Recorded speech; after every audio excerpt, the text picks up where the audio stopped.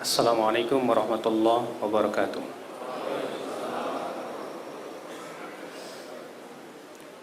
Alhamdulillahi rabbil alamin. Wassalatu wassalamu ala asyrafil anbiya wal mursalin Nabiyyina Muhammadin wa alihi wa sahbihi wa man tabi'ahum bi ihsanin ila yaumiddin. Wa asyhadu an la ilaha illallah wahdahu la syarikalah wa asyhadu anna Muhammadan abduhu wa rasuluhu sayyidul mursalin.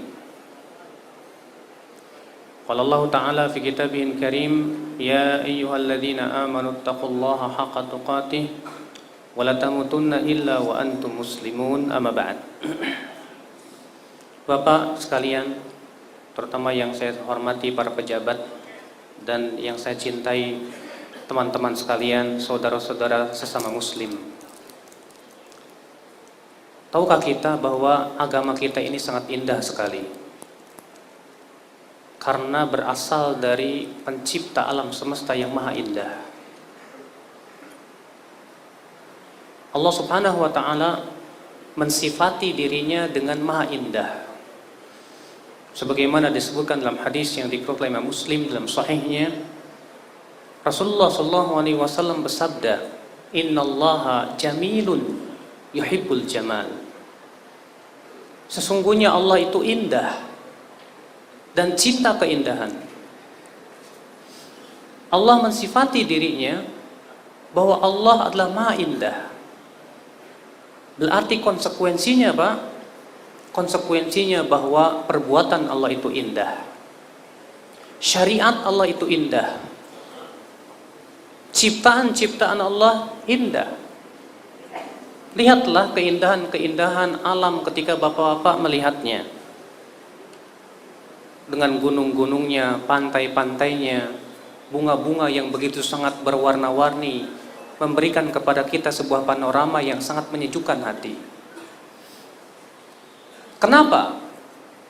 Karena penciptanya maha indah.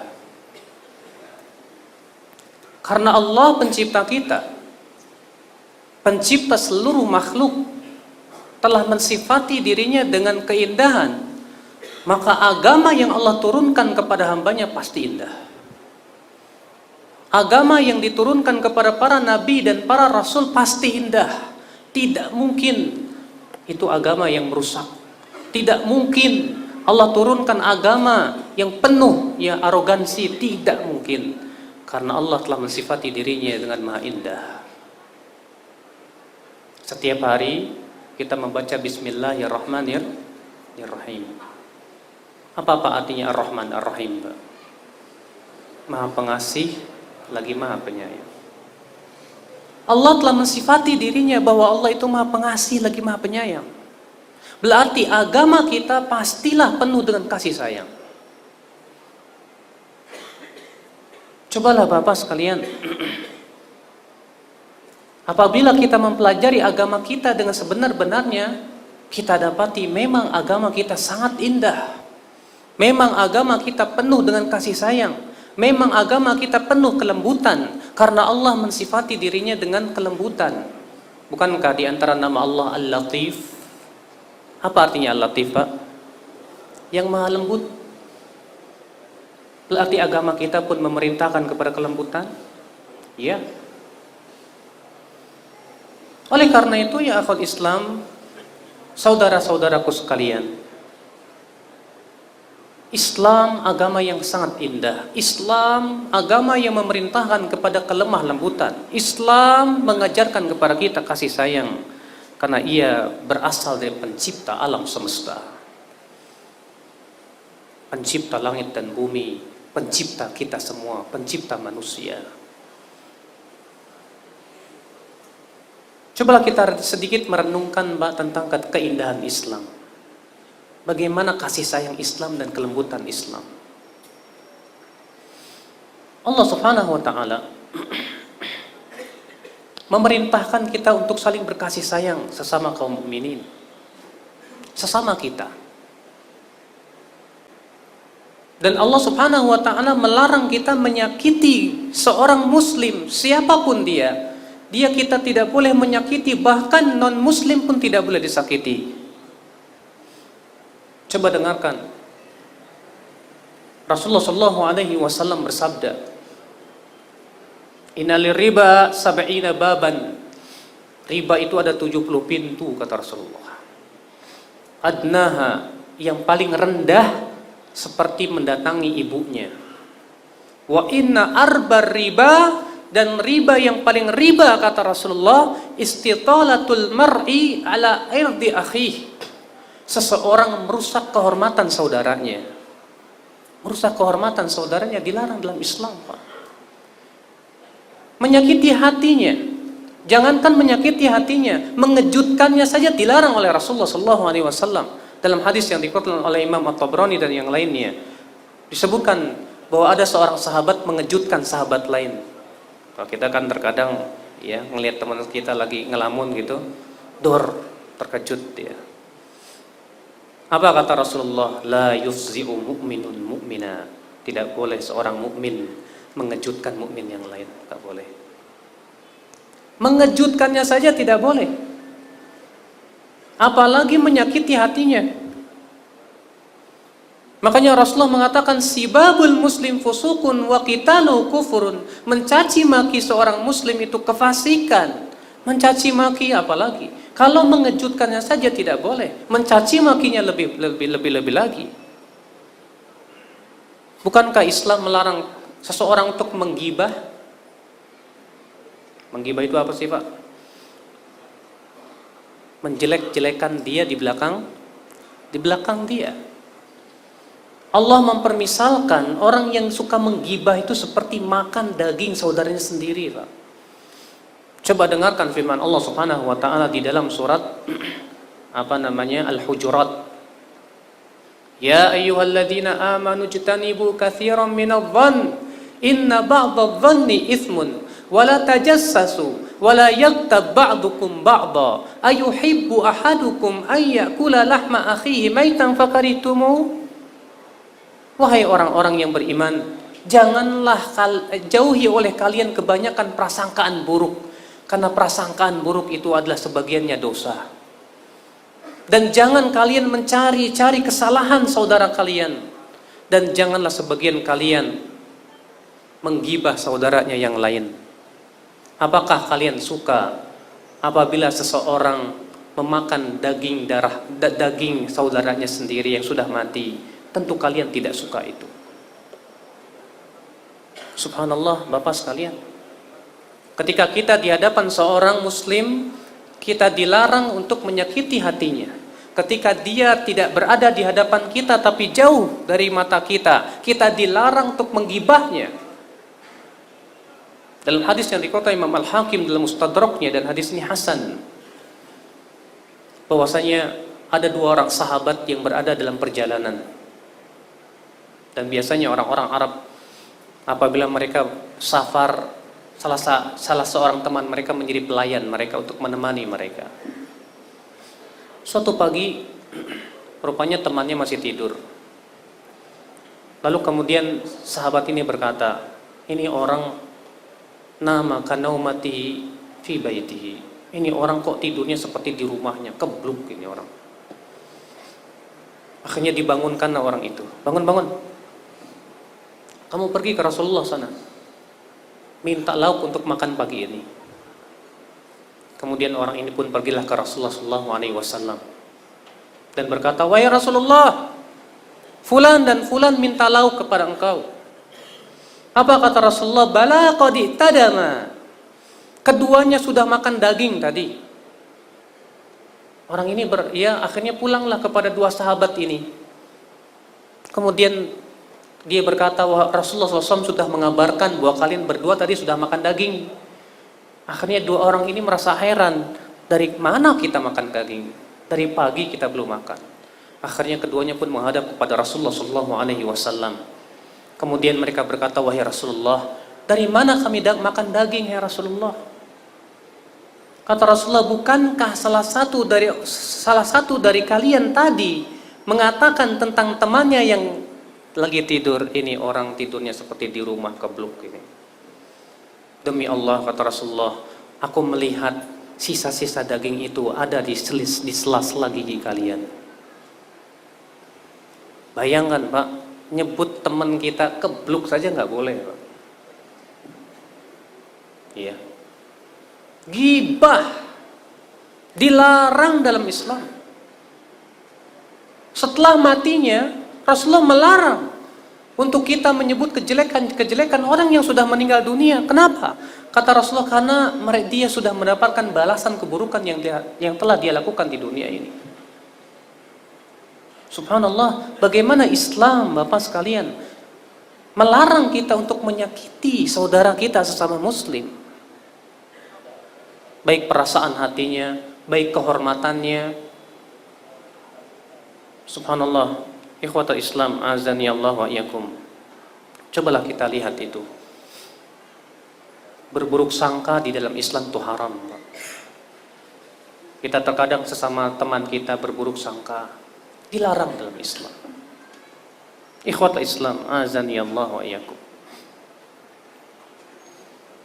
Islam sangat menjunjung tinggi keadilan. Tidak ada agama yang paling memperhatikan atau menghormati keadilan kecuali Islam. Karena setiap kezaliman telah dilarang oleh Allah. Coba dengarkan hadis qudsi ini Pak.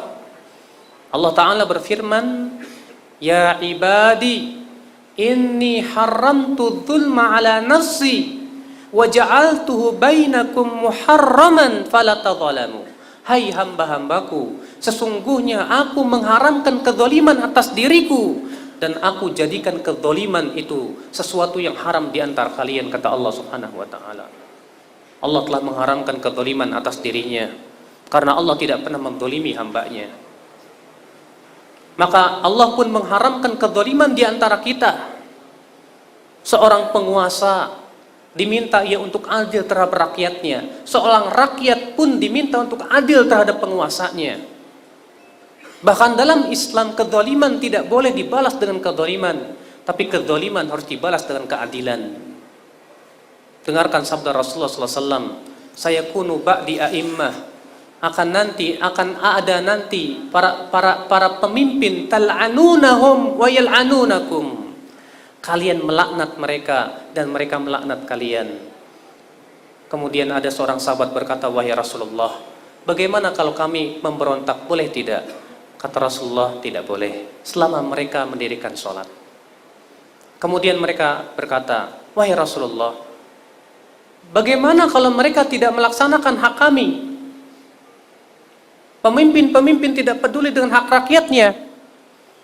Apa kata Rasulullah? Tu'addunal haqqal ladzi alaihim. Laksanakanlah hak pemimpin kalian. Adapun hak kalian mintalah kepada Allah. Artinya walaupun pemimpin kamu tidak melaksanakan dan tidak memperhatikan hak rakyatnya, seorang rakyat tetap wajib melaksanakan hak pemimpinnya. Artinya kedzaliman tidak boleh dibalas dengan kedzaliman, tapi kedzaliman harus dibalas dengan apa? Dengan keadilan. Iya, itulah agama kita, Pak. Ikhwatul Islam azani Allah wa iyyakum. Oleh karena itulah, karena Islam adil, Islam tidak pernah membeda-bedakan etnis-etnis. Islam tidak pernah membedakan suku dengan suku. Tidak ada dalam Islam istilah bahwasanya suku ini lebih hebat dan suku ini lebih mulia. Yang paling mulia di mata Allah siapa? Yang paling bertakwa kepada Allah Subhanahu wa taala. Allah Taala berfirman, "Inna akramakum indallahi atqakum." Sesungguhnya yang paling mulia di antara kamu di sisi Allah adalah hanya orang-orang yang bertakwa saja. Hanya karena Anda orang Jawa merasa lebih mulia daripada yang lainnya? Tidak. Hanya karena Anda orang Arab lebih mulia daripada orang selain Arab? Tidak.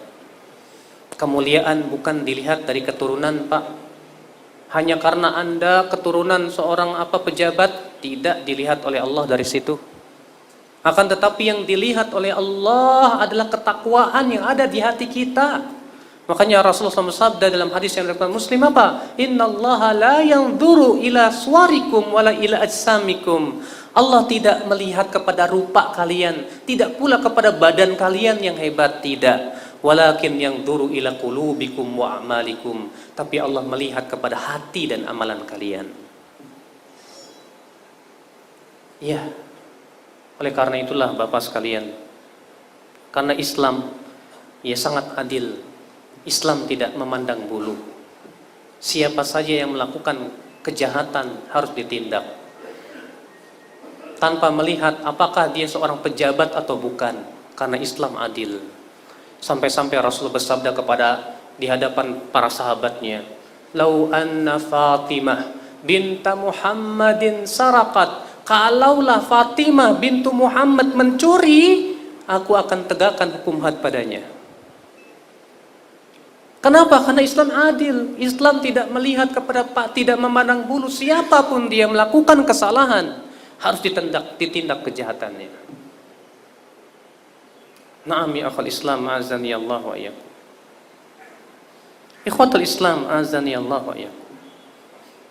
Islam sangat menjaga keamanan dan ketentraman. Keamanan dalam Islam dan ketentraman modal daripada kesejahteraan sebuah bangsa. Makanya Islam sangat menjaga ini, Pak. Makanya kalau Bapak tahu bagaimana hukum Islam, saya yakin Bapak sudah tahu. Dalam Islam, orang yang mencuri dipotong tangan. Dalam Islam, orang yang membunuh dibunuh lagi.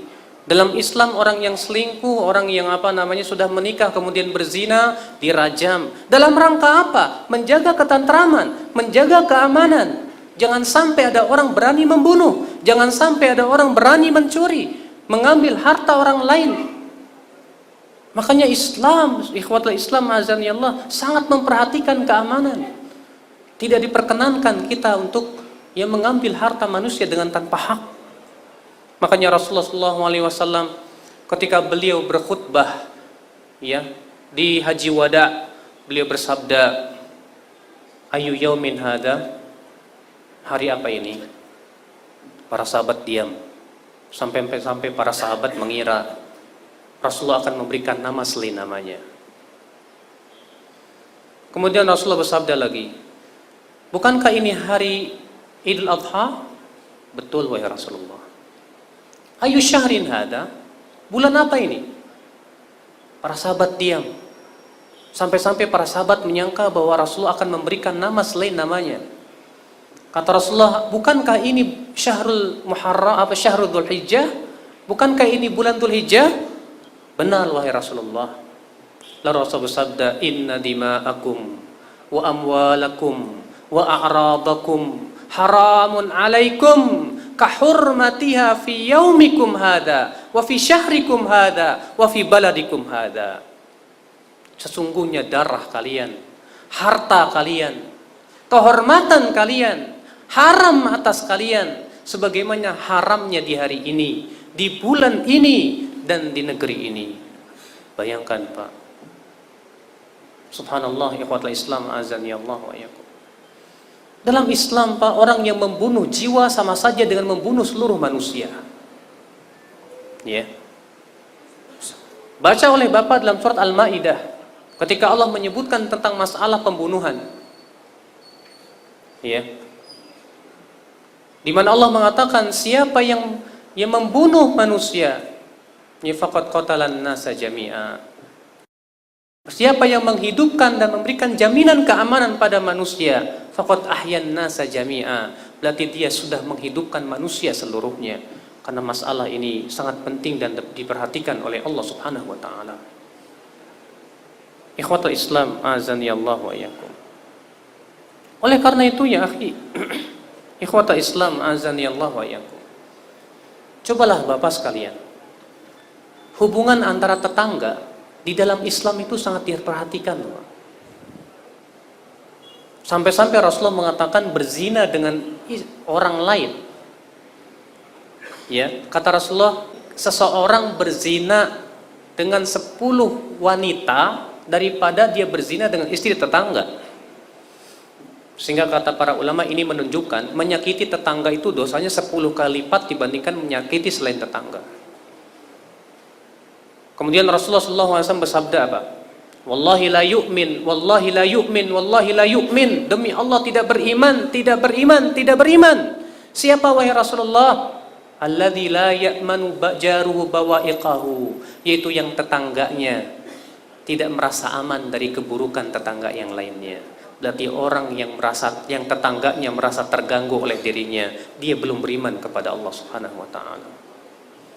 Dalam hadis lain Rasulullah SAW bersabda, "Ma zala Jibril yusini bil jar hatta dhanantu annahu sayuwarithuhu." Senantiasa Jibril berwasiat kepadaku untuk memperhatikan tetangga, berbuat baik kepada tetangga, sampai-sampai saya mengira bahwa tetangga itu akan mewarisi tetangga yang lainnya. Tetangga kita diperintahkan oleh Allah Subhanahu wa taala kita untuk berbuat baik kepada tetangga. Demikian pula akhul Islam kepada sesama muslim. Demikian pula kepada non-muslim. Sampai-sampai Rasulullah bersabda, "Man qatala mu'ahadan lam yarah raihatal jannah." Siapa yang membunuh non-muslim yang mengadakan perdamaian dengan kaum muslimin, maka dia tidak akan bisa mencium bau surga, kata Rasulullah SAW. Karena dalam Islam itu orang kafir itu ada 4 macam, Mbak. Yang non-muslim itu. Yang pertama, yang sengaja memerangi kaum muslimin dan mengusir kaum muslimin. Maka yang seperti ini harus disikapi yang sama. Tidak bisa, masa kita kaum muslimin diperangi oleh mereka, diusir oleh mereka, kita diam? Tidak mungkin. Yang kedua, yang disebut dengan kafir dhimmi, yang berada di dalam perlindungan negeri Islam. Ini harus dilindungi dan harus diperhatikan juga kehormatannya. Yang kedua, mereka non muslim itu disebut dengan musta'man. Apa itu? Yaitu yang mendapat suaka dari negara Islam. Maka dia pun harus dilindungi hak-haknya. Yang keempat, yaitu yang disebut dengan mu'ahad. Mu'ahad itu yang mengadakan perdamaian dengan negara Islam, gencatan senjata. Maka ini pun harus dihormati, tidak boleh dibunuh, tidak boleh diambil hartanya. Sampai-sampai Rasulullah SAW bersabda, "Man qatala mu'ahadan lam yarah raihatal jannah." Siapa yang membunuh orang kafir yang sedang mengadakan gencatan senjata dengan kaum muslimin, maka ia tidak akan mencium bau surga. Demikian akhul Islam azani Allah wa iyyakum. Maka dari itu ya akhi, kalau kita punya tetangga orang kafir, walaupun dia orang kafir, harus kita hormati. Walaupun tetangga kita orang Yahudi sekalipun, harus kita hormati. Harus kita hormati. Kenapa? Karena dalam Islam tetangga itu harus kita hormati, walaupun dia bukan muslim. Makanya kata para ulama, tetangga itu ada 3. Tetangga kerabat kita, tetangga muslim, dan tetangga kafir. Adapun kerabat kita punya 3 hak. Hak pertama hak tetangga, hak kerabat, dan hak sesama muslim. Adapun tetangga sesama muslim, dia punya 2 hak. Hak pertama hak tetangga, yang kedua hak sesama muslim. Adapun kalau tetangga kita non muslim, maka dia punya 1 hak. Hak apa? Itu hak ketetanggaan untuk tidak mengganggu mereka. Ikhwatul Islam, azani Allah wa iyyakum, saudara-saudaraku sekalian. Di dalam Islam kita diperintahkan akhul Islam, azani Allah wa iyyakum, arti kita tidak dilarang untuk berbuat baik kepada non-muslim. Kita tidak dilarang untuk berbuat baik kepada non-muslim selama mereka tidak memerangi kita dan tidak mengusir kita. Dengarkan firman Allah dalam surat Al-Mujadilah, "La yanhaakumullah 'anil ladzina lam yuqatilukum fid din wa lam yukhrijukum min diyarikum an tabarruhum wa tuqsitu ilaihim innallaha yuhibbul muqsitin." Allah tidak melarang kalian berbuat baik kepada orang non-muslim yang tidak memerangi kalian dan tidak mengusir kalian dari negeri-negeri kalian. Sesungguhnya Allah menyukai orang-orang yang bersikap adil. Iya Pak. Maka subhanallah, Maka dari itu Pak, bermuamalah dengan non-muslim dalam masalah muamalah dunia boleh? Boleh. Bukankah dahulu Rasulullah SAW menggadaikan baju besinya kepada orang Yahudi? Iya. Bukankah dahulu juga para sahabat berjual beli dengan non-muslim? Iya. Hal seperti itu ya sesuatu yang dilarang, diperbolehkan dalam Islam. Maka itulah ya akal Islam, bahwa Islam ya bukanlah agama terorisme, agama yang radikal, bukan sama sekali. Justru Islam itu sangat menghormati hak-hak asasi manusia, Pak. Jangankan hak asasi manusia, hewan saja diperintahkan kita untuk menghormatinya. Disebutkan dalam hadis Nabi SAW bahwa Rasulullah pernah melihat ada orang yang mengasah goloknya di depan kambingnya. Apa kata Rasulullah? Aturidu antumitaha mautat? Apakah kamu hendak membunuh kambingmu itu beberapa kali? Makanya haram mengasah golok di depan kambing atau ayam yang mau kita sembelih. Haram hukumnya, dilarang oleh Rasulullah SAW. Bahkan suatu ketika Rasulullah SAW masuk ke dalam sebuah kebun. Rupanya di kebun itu ada seekor unta. Rupanya unta itu melihat Rasulullah. Lalu dia pun mendekat ke Rasulullah dan kepalanya mengangguk-angguk. Lalu dia menangis. Dan Rasulullah paham bahasa binatang. Lalu Rasulullah SAW bersabda, Man Rabbul Ibil? Siapa pemilik unta ini? Lalu ada seorang pemuda berkata, aku wahai Rasulullah. Kata Rasulullah, ittaqillah fi hadhil bahaim al-mu'jamah. Bertakwalah kamu kepada Allah terhadap binatang yang tidak bisa bicara ini. Karena dia tadi mengadu ke saya, kamu itu suka memukul dia dan memberikan beban yang melebihi batas. Masya Allah. Binatang saja kita disuruh untuk menghormati loh Pak. Ya, bagaimana dengan manusia? Makanya subhanallah ya ikhwatul Islam azani Allah wa yakum, itulah ya agama kita. Agama yang sangat menghormati hak asasi manusia, agama yang sangat menjaga perasaan manusia. Ikhwatul Islam azani Allah wa yakum. Lihat bagaimana Islam mengatur bagaimana hubungan antara ulil amri dengan rakyat, Pak. Luar biasa sekali, Pak. Rasulullah SAW memerintahkan rakyat untuk bersabar menghadapi berbagai macam kedzaliman penguasa. Sedzalim apapun itu penguasa. Dalam hadis yang dikeluarkan oleh Imam Muslim, beliau bersabda, "Sayakunu ba'di a'immah yahtaduna bi ghairi hadi wa yastannuna bi ghairi sunnati wa sayaqumu fihim rijalun qulubuhum qulubus syayatin fi juthmanil ins."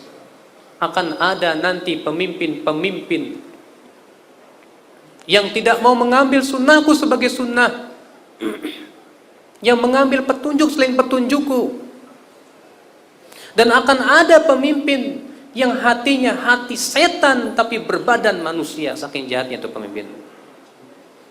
Lalu kemudian Hudzaifah berkata, ya Rasulullah, apa yang harus kami lakukan terhadap pemimpin seperti itu wahai Rasulullah? Apa kata Rasulullah? Isma' wa ati' wa in duriba dhahruk wa ukhidha maluk. Dengarkan dan taati dia walaupun hartamu diambil dan badanmu dipukul oleh dia, tetap dengar dan taat. Lihat subhanallah, ternyata Islam memerintahkan rakyatnya sabar sedzalim apapun penguasanya. Islam memerintahkan, bahkan disebutkan dalam riwayat Muslim juga dalam sahihnya Pak, dalam Kitabul Imarah, Rasulullah SAW bersabda apa? Innaha satakunu atharah. Nanti akan ada, kata Rasulullah, pemimpin-pemimpin yang lebih mementingkan dirinya daripada rakyatnya. Dia tidak peduli dengan kepentingan rakyatnya, yang dia pikirkan kepentingan dirinya sendiri. Apa kata Rasulullah? Isbiru, bersabarlah kalian. Sampai kapan? Hatta talqauni ya alal haud, sampai kalian bertemu denganku nanti di telaga haud, di padang mahsyar. Bapak dan ibu-ibu sekalian, bapak sekalian, lihatlah konsekuensi seorang rakyat menghadapi pemimpinnya. Selain pemimpin diperintahkan oleh Allah dan Rasul untuk bersikap adil. Bahkan Rasulullah mendoakan, Allahumma man syaqqa ala ummati fashquq alaih. Ya Allah, siapa yang menyusahkan umatku dari pemimpin-pemimpin, maka susahkan dia hidupnya. Tapi juga Rasulullah memerintahkan rakyat untuk berbuat baik kepada pemimpinnya. Iya, ikhwatul Islam azani Allah wa iyyakum. Disebutkan dalam hadis Nabi sallallahu alaihi wasallam bahwasanya Rasulullah sallallahu alaihi wasallam ia bersabda,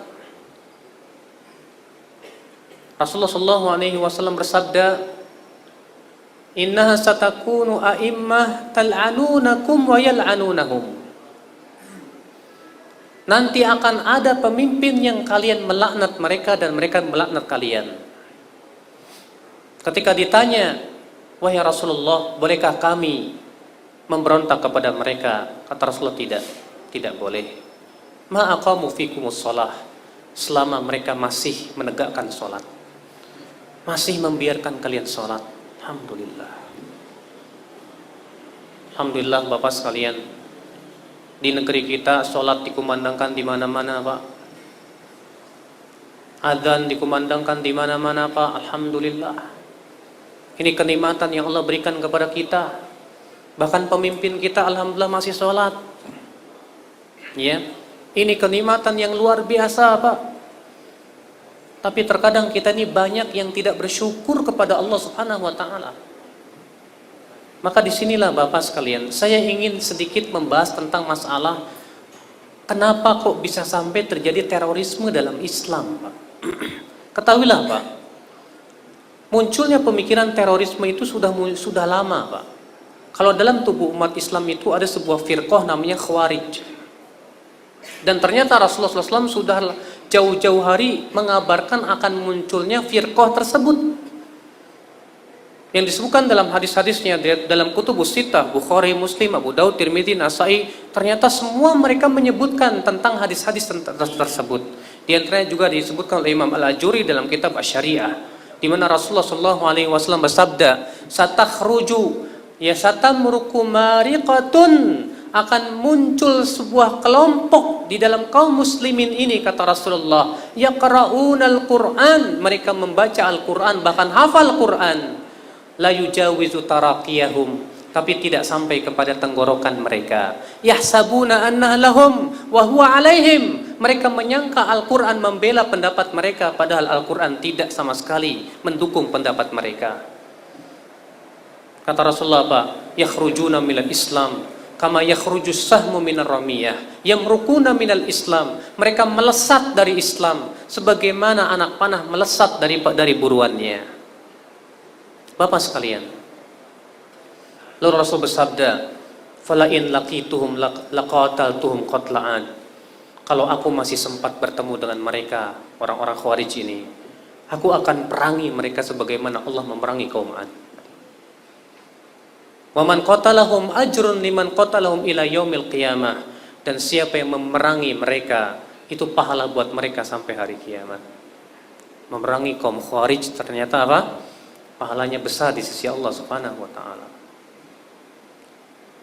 Tahukah Bapak, orang Khawarij itu ternyata muncul di zaman siapa, Pak? Di zaman Ali bin Abi Thalib radhiyallahu anhu arba. Di saat dan Rasulullah mengabarkan bahwa munculnya kelompok Khawarij ini ala hini furqatin minal muslimin, di saat terjadi perpecahan. Waktu itu terjadi perang antara Ali dan Muawiyah dalam perang Siffin waktu itu. Lalu kemudian ya Ali dan Muawiyah berunding bagaimana kita damai saja. Baik, kita damai saja. Kemudian Ali mengutus siapa? Abu Musa al-Asy'ari. Sementara Muawiyah mengutus Amr bin Al-As. Rupanya Bapak sekalian, orang-orang yang dangkal pemahamannya menuduh Ali, wah, Ali sudah menyerahkan hukum kepada manusia. Muawiyah sudah menyerahkan hukum kepada manusia. Akhirnya mereka kemudian membuahkan firman Allah, wa man lam yahkum bima anzalallahu faulaika humul kafirun. Barang siapa yang tidak berhukum dengan apa yang Allah turunkan, maka dia kafir. Kemudian apa yang terjadi, Pak? Mereka mengatakan Ali kafir, Muawiyah kafir, dan yang setuju dengan Ali dan Muawiyah pun kafir, halal darahnya. Kemudian mereka pun menyendiri, berpisah dengan sekitar 12.000 orang di sebuah tempat namanya Harura. Mereka disebut dengan Haruriyah. Dan mereka punya pemikiran bahwa siapa yang melakukan dosa besar kafir. Mereka mengatakan bahwa Ali dan pengikutnya kafir, Muawiyah dan pengikutnya kafir. Tadinya Ali bin Abi Thalib tidak mau memerangi mereka. Kenapa? Karena mereka belum berbuat keonaran.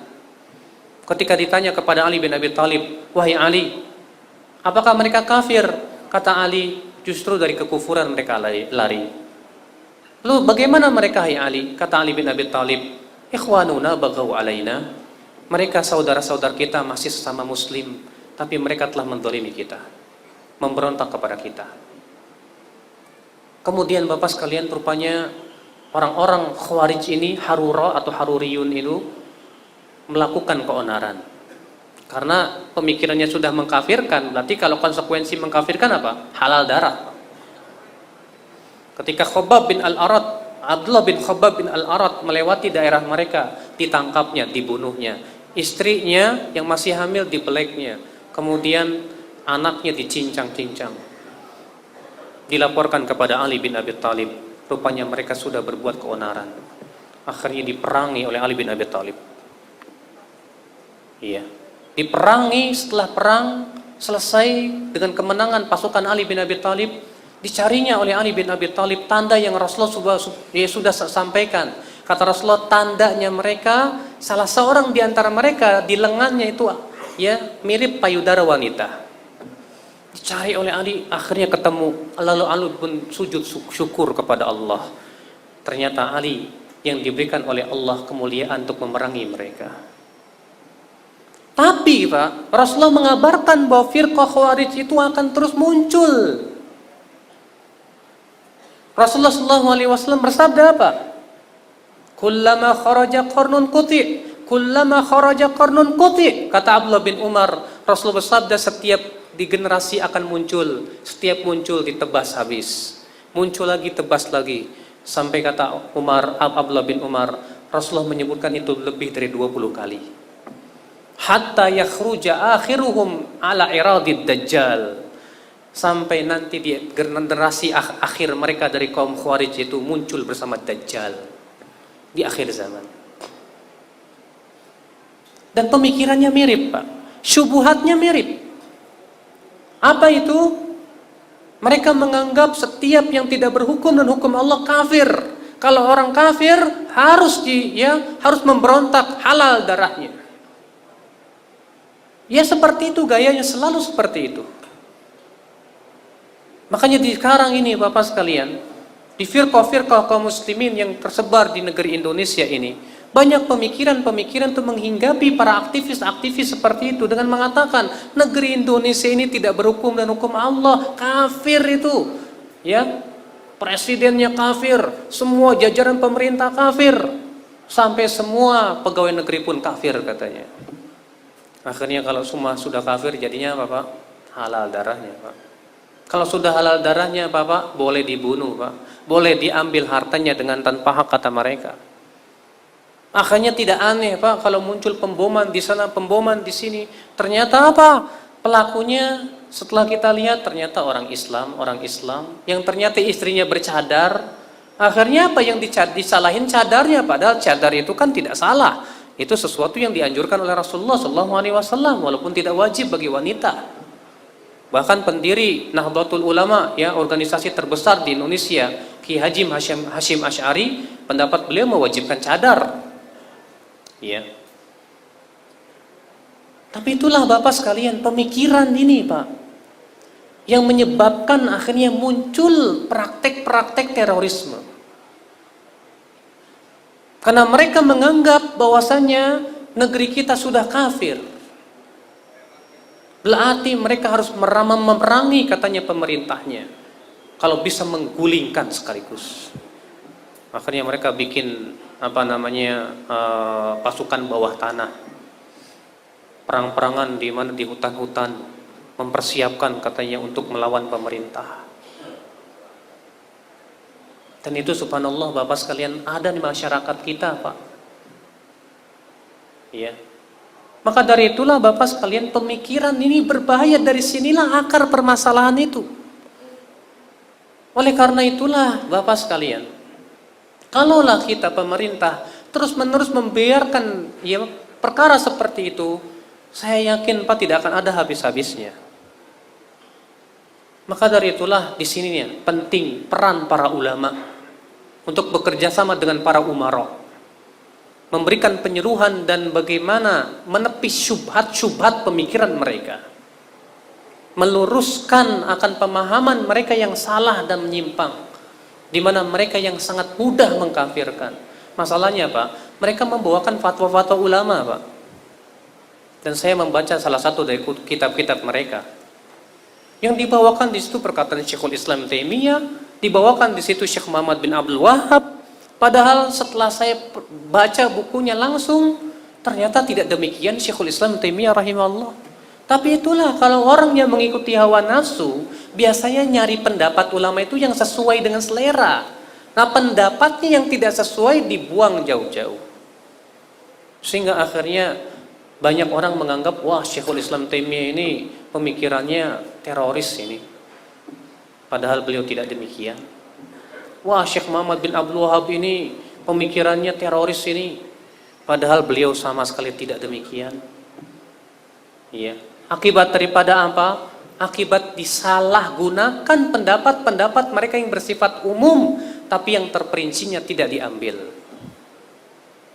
Sehingga Bapak sekalian, ternyata banyak para pemuda yang kemudian menjadi pengantin-pengantin yang siap, ya.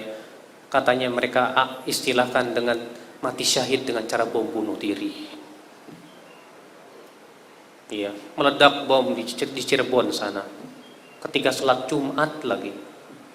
Bayangkan di masjid di situ orang sedang sholat Jumat, sedang masya Allah, ya, bermunajat kepada Allah, beribadah kepada Allah. Benar kata Rasulullah SAW bahwa mereka itu memerangi orang Islam sebetulnya. Betul kata Rasulullah SAW. Dan kalau bapak-bapak tahu, terkadang bahkan Rasulullah SAW memberikan ya kepada kita sifat-sifat mereka. Bahwa sifat-sifat mereka itu keras asyidda, keras orangnya, kasar orangnya. Kemudian mereka itu dangkal pemahamannya. Makanya Rasulullah mensifati mereka apa? Sufahaul ahlam, dangkal pemahamannya. Terkadang mereka membawakan Al-Quran, membawakan hadis Nabi SAW, dan Rasulullah pun sudah mengabarkan begitu. Kata Rasulullah, yaqra'una Al-Quran, dalam satu riwayat yang lain, yaquluna min qawli khairil bariyah. Mereka membawakan sabda-sabda Rasulullah SAW, tapi dipahami bukan dengan pemahaman yang benar, tapi dipahami dengan pemahaman sendiri. Akhirnya kemudian ditujukan kepada saudara-saudaranya yang sesama muslim juga. Fa Allahul musta'an wa alaihi tiklan, ikhwatal Islam azani Allah wa iyyakum. Maka akhwal Islam, Bapak sekalian, Islam memerintahkan kita yang pertama untuk betul-betul berpegang kepada para ulama dalam memahami Al-Quran dan hadis. Makanya disinilah sekali lagi Pak, peran para ulama Pak, untuk senantiasa memahamkan kepada kaum muslimin tentang pemahaman yang benar tentang Islam itu sendiri. Sekarang kalau para ulama berpangku tangan dan berdiam diri, dan pemerintah pun juga tidak ada penyuluhan, demikian pula pendidikan keislaman yang benar dan sesungguhnya, saya tidak tahu akan berapa banyak pemuda-pemuda yang akan muncul dan pemikiran yang mudah mengkafirkan seperti itu. Karena mereka tidak tinggal diam. Mereka pun juga mengadakan pendidikan. Mereka pun mengadakan daurah-daurah untuk menyebarkan pemikiran mereka kepada para pemuda, Pak. Subhanallah ya akhwatul Islam azani Allah wa iyyakum. Akhul Islam azani Allah wa iyyakum. Jadi Islam Sekali lagi ikhwatul Islam azani Allah wa iyyakum. Menyuruh kita yang pertama mengembalikan pemahaman kepada para ulama. Pemahaman terhadap Al-Qur'an dan hadis Nabi sallallahu alaihi wasallam supaya tidak difahami dengan pemahaman yang salah dan menyimpang. Bapak, mungkin Bapak tahu ya, di Lampung ini banyak sebuah kelompok yang membaiat khalifah. Katanya siapa yang tidak mau membaiat khalifah mereka kafir dan matinya bangkai jahiliyah. Di Indonesia ini yang kelompok baiat itu banyak, Pak. Ada M11, ada LDI, ada Khilafatul Muslimin. Di Lampung saya dengar banyak Khilafatul Muslimin. Mereka mewajibkan untuk baiat kepada imamnya. Mereka membawakan hadis man mata walaysa fi unuqi bai'ah mata mitatan jahiliyah. Siapa yang mati dalam keadaan tidak baiat maka matinya bangkai jahiliyah. Akhirnya konsekuensinya apa, Pak? Kata mereka, berarti kamu tidak baiat kepada imam saya, kamu mati bangkai jahiliyah. Pernah salah seorang dari mereka membawakan sebuah diktat kepada saya. Ini dalil-dalil kami mewajibkan baiat. Saya baca hadis-hadis Al-Quran, hadis-hadisnya semua sahih, Pak. Akhirnya saya bilang ke dia, hadisnya sahih, tapi sayang pemahaman Anda yang tidak sahih. Coba perhatikan hadis ini. Siapa yang mati dalam keadaan tidak berbaiat? Saya mau tanya sama Anda, apakah dalam hadis itu disebutkan baiat kepada imam Anda? Hah? Oh ya kan harus kepada imam. Baik. Sekarang di Indonesia yang dibaiat sudah berapa? Sementara Rasul bersabda apabila dua khalifah dibaiat, bunuh salah satunya. Mana dulu yang dibunuh ini? Iya. Pemahaman Anda tidak seperti itu. Dan Anda coba baca kitab-kitab para ulama. Para ulama tidak memahami seperti itu. Imam Ahmad ketika ditanya tentang hadis tersebut, man mata walaysa alai imam, siapa yang meninggal dalam keadaan tidak punya imam, mata mitatan jahiliyah, ia mati dalam keadaan bangkai jahiliyah. Apa kata Imam Ahmad? Atadrimal imam, kamu tahu tidak siapa itu imam? Huwa an yaqula kullu muslim hadza imam. Itu setiap muslim mengatakan ini imam. Coba tanya kaum muslimin dari Sabang sampai Merauke, siapa pemimpin di Indonesia? Itulah imam kita. Itu imam kita. Tapi mereka tidak menerima itu, Pak. Mereka menyimpang daripada pemahaman para ulama. Makanya mereka membawakan hadis ini. Siapa yang mati dalam keadaan tidak berbaiat, matinya bangkai jahiliyah. Saya bilang lagi ke dia, apa menurut Anda mati bangkai jahiliyah? Kafir. Salah, kata saya. Karena tidak ada satupun ulama Islam yang memahami demikian. Silakan baca kitab-kitab syarah hadis tersebut. Seluruh ulama ketika mensyarah hadis tersebut mengatakan, artinya mati di atas salah satu perangai jahiliyah, artinya mati di atas dosa besar. Berarti orang yang mati di atas dosa besar menurut Anda kafir tidak? Menurut Ahlus Sunnah tidak kafir. Yang mengkafirkan hanya orang-orang Khawarij. Berarti Anda memang orang Khawarij. Ikhwatul Islam azani Allah wa iyyakum. Nah inilah Bapak sekalian, ikhwatul Islam azani Allah. Fenomena ya, memahami Al-Qur'an dan hadis tidak sesuai dengan pemahaman siapa? Para ulama. Ketika membawa ayat wa man lam yahkum bima anzalallahu faulaika humul kafirun, siapa yang tidak berhukum dengan hukum Allah maka dia kafir. Taib. Menurut Anda ayat ini gimana? Ya ayat ini tegas mengatakan orang yang tidak berhukum dengan hukum Allah kafir. Saya katakan kepada Anda, bagaimana kalau ada orang yang membuat ibadah sendiri yang tidak pernah dijadikan dituntunkan oleh Rasulullah SAW. Ibadah tersebut tidak pernah dicontohkan oleh Rasulullah. Berarti membuat hukum sendiri enggak? Oh iya, kafir? Ya. Subhanallah. Yang kedua, kata saya, pendapat Anda ini bertabrakan dengan penafsiran salafus saleh, para sahabat, para tabi'in.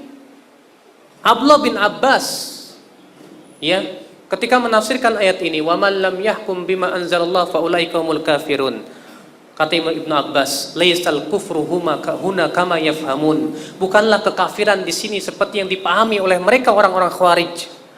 Wa inna ma hiyal kufrul alladzi la yanqulu 'anil millah. Akan tetapi ia adalah kekafiran yang tidak mengeluarkan pelakunya dari millatul Islam. Ia adalah kufrun duna kufrin, kufur di bawah kekufuran. Subhanallah. Berarti pendapat Anda bertabrakan dengan ijma' kaum muslimin. Nah, disinilah Bapak sekalian, Pak. Inilah Pak fenomena, Pak. Memahami Al-Quran dan hadis ketika tidak mengikuti pemahaman para ulamaul Islam. Makanya disinilah penting Bapak sekalian, ya. Tidak setiap orang yang membawakan Al-Quran, membawakan hadis Nabi SAW bisa kita terima pemahamannya loh, Pak. Walaupun dia ayat, walaupun itu hadis, kita tidak salahkan ayatnya, kita tidak salahkan hadisnya, kita salahkan pemahamannya.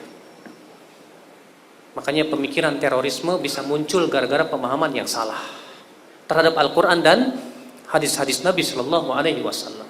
Oleh karena itu dalam riwayat Abu Daud Rasulullah bersabda demikian, yaqra'unal Qur'an, mereka membaca Al-Quran, wala yujawizu taraqiyahum, tapi tidak sampai ke kerongkongan mereka. Yahsabuna annahu lahum, mereka mengira Al-Quran membela pendapat mereka, wa huwa alaihim, padahal Al-Quran tidak membelanya. Kenapa? Karena dipaksakan pemahaman Al-Quran sesuai dengan hawa nafsu mereka. Ini yang dikhawatirkan, Pak. Karena orang awam terkadang ketika melihat ada dalilnya, wah, ini ada dalilnya, benar ini loh.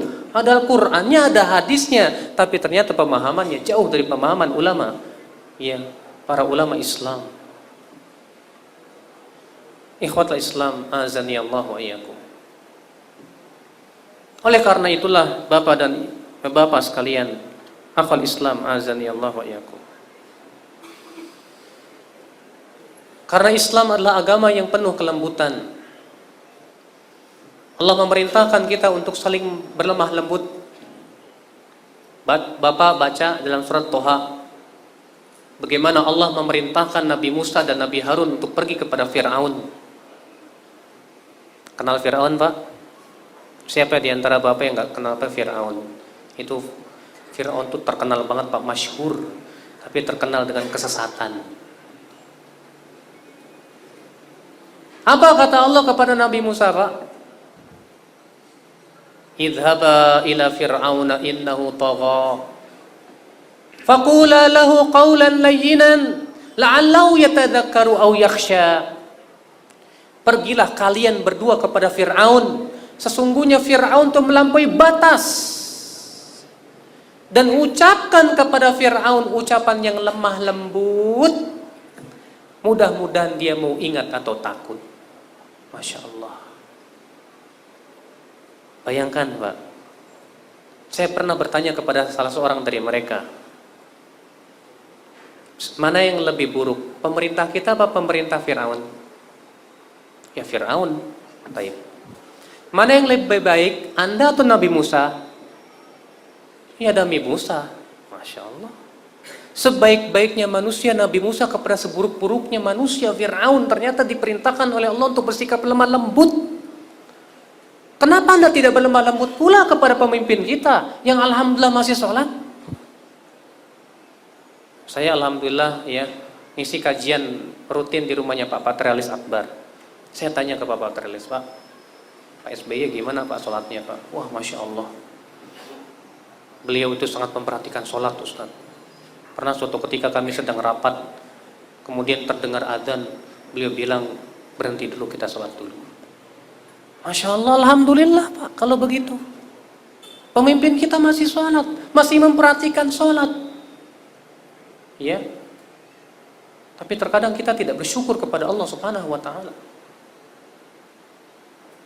Masyarakat Indonesia pun kurang bersyukur kepada Allah Subhanahu wa Ta'ala. Bagaimana tidak, Pak? Di Indonesia ini yang saya berpikir mengerikan sekali. Setiap ada orang jadi pemimpin, dicari-cari kesalahannya, kemudian turun lagi, naik lagi, cari lagi kesalahannya, turun lagi. Padahal dalam Islam, Pak, mencari-cari kesalahan pemimpin itu haram hukumnya. Apalagi membeberkannya di hadapan masyarakat. Diharamkan dalam Islam. Sampai-sampai tata cara menasihati penguasa saja Rasulullah SAW sudah memberikan aturannya. Apa kata Rasulullah? Man arada an yansah lidhi sultan fala yubdi alaniyah. Siapa yang ingin menasihati penguasa, maka jangan terang-terangan di hadapan rakyat. Jangan. Wal ya'khudh biyadi, ambil tangannya, wal yakhlu bih, nasihati secara rahasia. Fa in qabila, kalau dia menerima, alhamdulillah. Wa illa, kalau dia tidak menerima, faqad adda alladhi alaih. Dia sudah melaksanakan tugas sampai situ, selesai. Lihat Bapak sekalian, sampai cara menasihati pemimpin saja diatur dalam Islam. Tidak boleh kita ini membawa-bawa massa, apalagi demo, bawa massa. Akhirnya apa, Pak? Kewibawaan pemimpin jatuh. Coba di Indonesia ini kita lihat wartawan-wartawan yang saya kira itu mereka kemudian mencari-cari kesalahan pemerintah kita, pemimpin kita, disebarkan di mana? Ya, di media-media. Apa, Pak? Jatuh kewibawaan pemerintah. Kalau pemerintah sudah jatuh kewibawaannya, sudah tidak ada harga di mata rakyat. Rakyat pun akhirnya apa, Pak? Berani untuk melawan. Rakyat mau apa akhirnya, Bapak? Sudah tidak sopan lagi kepada pemimpinnya. Betul. Dalam Islam kewibawaan pemimpin harus dijaga sekali. Supaya apa? Supaya ketika mereka berwibawa di hadapan rakyatnya, rakyat pun mau menurut apa yang disebutkan oleh pemimpinnya. Akhwat Islam azani Allah wa iyyakum. Ya, tapi itulah, Pak. Terkadang dengan istilah kebebasan pers, sungguh ini adalah sebetulnya kejahatan yang dilakukan oleh para wartawan yang sebetulnya ingin mengobok-ngobok negeri kita sendiri. Yang jelas itu semua bertabrakan dengan syariat Islam. Akhal Islam azani Allah wa iyyakum. Oleh karena itulah, Pak, Syekhul Islam Taimiyah selalu mengingatkan bahwasannya hasil dari memberontak itu pastilah hasilnya buruk. Yang ada di sejarah Islam, pemberontakan itu akhirnya kepada pembunuhan dan hancurnya para pemberontak. Kemudian kalaupun mereka menang, kata Syekhul Islam Taimiyah, tak lama kemudian hancur lagi. Jangan jauh-jauh lah, Pak. Ketika Al-Hasan Al-Basri mendengar ada orang mendoakan Hajjaj bin Yusuf, dia berkata, Allahumma alaika bihajjaj, ya Allah binasakan si Hajjaj itu. Bapak tahu siapa Hajjaj bin Yusuf, Pak?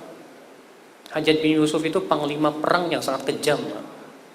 Disebutkan oleh Imam Ad-Dhahabi, Hajjaj bin Yusuf itu sudah membunuh 120.000 kaum muslimin pelan-pelan.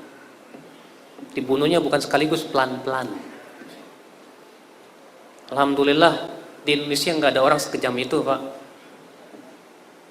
Hajjaj bin Yusuf ini kejam sekali, haus darah. Nah, ada seorang ulama yang dianggap buron oleh Hasan Basri. Dia tertuduh dianggap pemberontak, padahal Hasan Basri tidak memberontak, tapi tertuduh saja. Tapi subhanallah, Imam Hasan Al-Basri selalu lepas dari kejaran Al-Hasan Al-Basri, Hajjaj bin Yusuf. Suatu ketika Imam Hasan Basri ini mendengar ada orang yang mendoakan kecelakaan untuk Hajjaj. Dia berkata, Allahumma alaika bihajjaj, ya Allah binasakan si Hajjaj itu, ya Allah. Apa kata Al-Hasan Al-Basri? Kata Al-Hasan Al-Basri, la taf'al, jangan kamu lakukan itu. Loh, kenapa? Kamu kan tahu bagaimana kejamnya dia. Apa kata Hasan Al-Basri? Jangan kamu lakukan itu. Saya khawatir kalau Allah kabulkan doa kamu lalu si Hajjaj binasa, ternyata penggantinya kera dan babi. Artinya siapa yang bisa menjamin bahwa yang menggantikan dia itu lebih baik daripada Hajjaj bin Yusuf? Siapa yang bisa menjamin? Jangan jauh-jauh di Indonesia saja, Pak. Maaf saja ya. Ketika kaum muslimin ya minta supaya Pak Soeharto turun.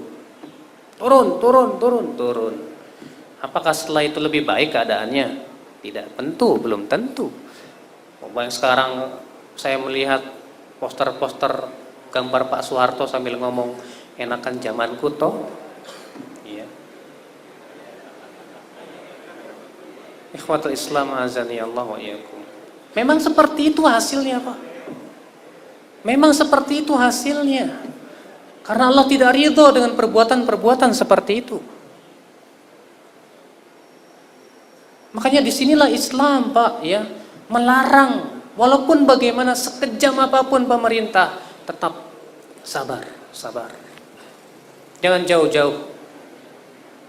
Lihatlah keadaan di Suriah dan di Mesir. Asalnya dari apa? Ketidaksabaran. Demo, akhirnya apa? Hancur sudah. Keamanan dan ketentraman sudah tidak ada lagi. Padahal tadinya aman dan tentram, tapi sekarang sudah tidak ada lagi keamanan.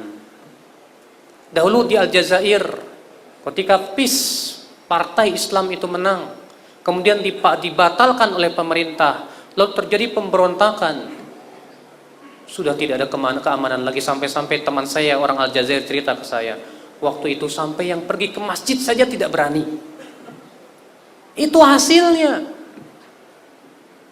Makanya benar sabda Rasulullah SAW. Kenapa Rasulullah melarang ya kaum muslimin untuk memberontak kepada pemimpinnya walaupun pemimpin itu zalim?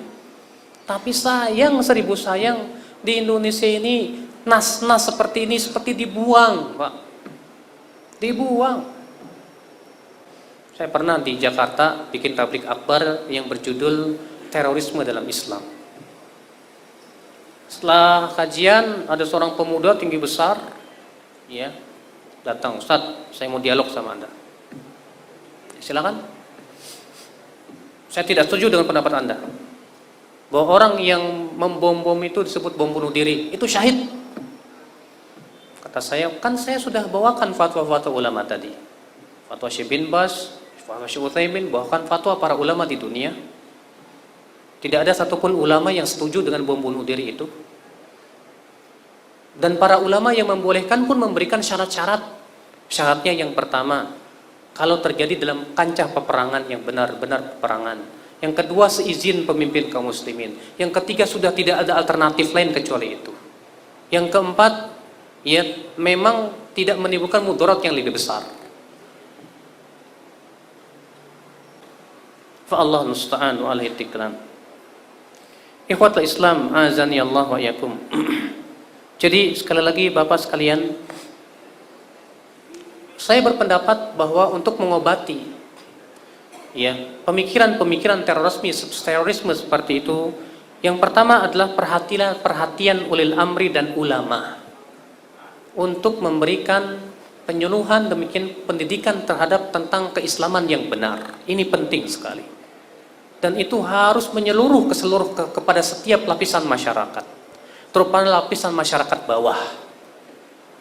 Kenapa? Karena yang menjadi sasaran empuk mereka itu selalu lapisan masyarakat bawah.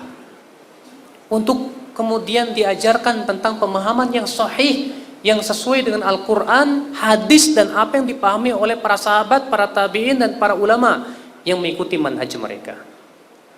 Sebab kalau pemahamannya sudah benar, insya Allah Pak, itu tidak akan muncul pemikiran-pemikiran seperti itu. Mungkin misalnya diadakan di setiap di sekolah-sekolah, di SMA, di pesantren-pesantren, pendidikan tentang masalah makna terorisme secara benar, secara utuh. Apa itu dalam Islam? Bagaimana Islam dalam menyikapi teroris? Alhamdulillah ya, saya juga berusaha terus untuk menyampaikan hal ini. Kemarin waktu di Bengkulu, di Curup, di batalion, saya juga menyampaikan ini. Kemarin juga di Alhan Panjang menyampaikan ini, alhamdulillah mendapat sambutan dari Pak Kapolda juga, ya. Dan ini memang penting sekali Pak untuk diluruskan tentang pemahaman masalah ini. Yang kedua, ikhwatul Islam azani Allah wa iyyakum, terkadang terorisme itu muncul daripada tontonan.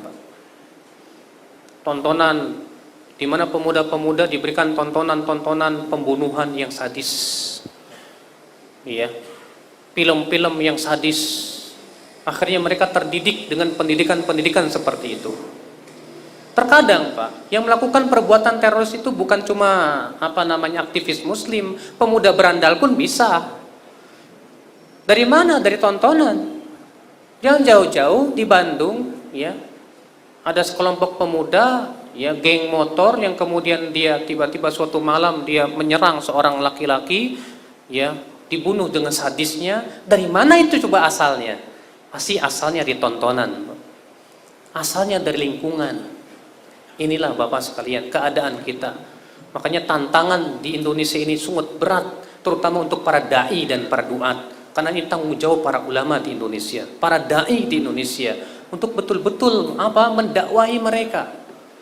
Terutama para pemuda-pemuda berandal ini pun juga harus didakwahi, disentuh agar mereka itu dikembalikan kepada jalan yang lurus. Ikhwatul Islam azani Allah wa iyyakum. Kemudian ikhwatul Islam azani Allah wa iyyakum, yang ketiga adalah berusaha untuk menyediakan kitab-kitab yang memberikan pemahaman yang baik. Karena kitab-kitab yang datang dari enggak semuanya benar, atau dari Timur Tengah, maaf ya. Karena ternyata di sana juga ada kitab-kitab yang pemikirannya juga pemikiran sangat ekstrim, Pak. Bahkan ya, saya tahu sendiri ada teman saya yang terkena pemikiran seperti itu. Rupanya buku yang dibaca itu kitab-kitab yang memang dari sananya sudah seperti itu. Akhirnya dia terkena syubhatnya. Karena apalagi dalam buku tersebut disebutkan tentang dalil-dalilnya, perkataan para ulamanya yang ternyata itu semuanya diselewangkan, disimpangkan pemahamannya. Akhirnya kemudian terkena oleh syubhat-syubhat seperti itu. Maka akhwat Islam azani Allah wa iyyakum.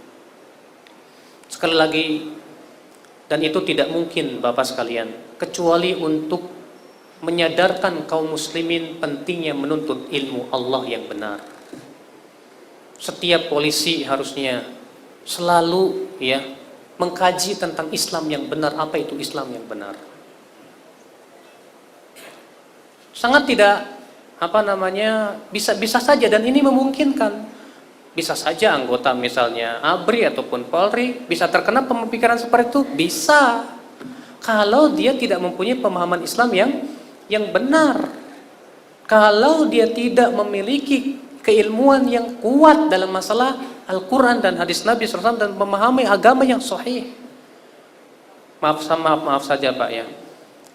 Kita lihat kaum muslimin di Indonesia ya, sangat perhatian mereka kepada ilmu-ilmu Allah, ilmu-ilmu Islam itu kurang sekali. Untuk hadir di majlis taklim malas. Ya. Bahkan menganggap ilmu agama itu sesuatu yang sampingan saja. Seakan-akan dia menganggap dia hidup di dunia 1000 tahun lagi apa? Seakan-akan banyak kita di antara kita ya kaum muslimin ini tidak peduli sudah dengan agama Allah. Lalu bagaimana kalau dia meninggal dunia? Apa yang akan dia bawa di hadapan Allah Subhanahu wa taala? Allah turunkan kepada kita Al-Qur'an buat apa, Pak? Kalau bukan untuk dipelajari, Pak. Rasulullah SAW menyampaikan hadis-hadisnya buat apa, Pak? Kalau bukan untuk dipelajari, Pak.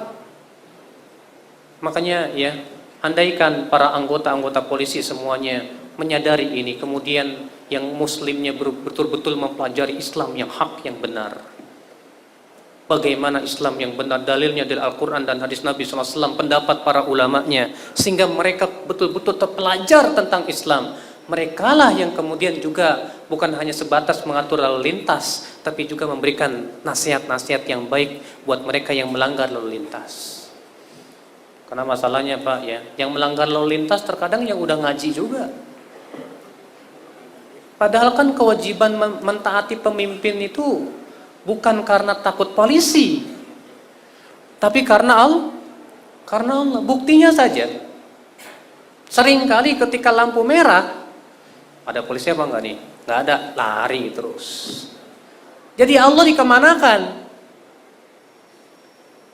Jadi kalau ada polisi baru diem. Kalau nggak ada polisi, tabrak terus. Merahnya masih merah muda ini. Ya, bodoh amat. Subhanallah. Ini Pak fenomena akidah yang kurang kepada Allah. Bahwa Allah mengawasi dirinya. Kalaulah dia beriman kepada Allah Subhanahu wa taala, bahwa Allah menguasai dia, mengawasi dia, melihat dia, walaupun tidak ada polisi, berhenti ya berhenti. Ya, betul. Inilah Bapak sekalian, mudah-mudahan apa yang saya sampaikan ini setidaknya memberikan kepada kita pemahaman. Yang pertama, bahwa Islam bukanlah agama terorisme. Islam agama yang indah. Islam agama yang menganjurkan kita untuk berlemah lembut. Islam agama yang penuh dengan kasih sayang, menghormati hak asasi manusia. Yang kedua, Bapak sekalian, mudah-mudahan ini memberikan kepada kita pemahaman sadarnya dan pentingnya ya mengkaji ilmu Islam yang benar, Pak.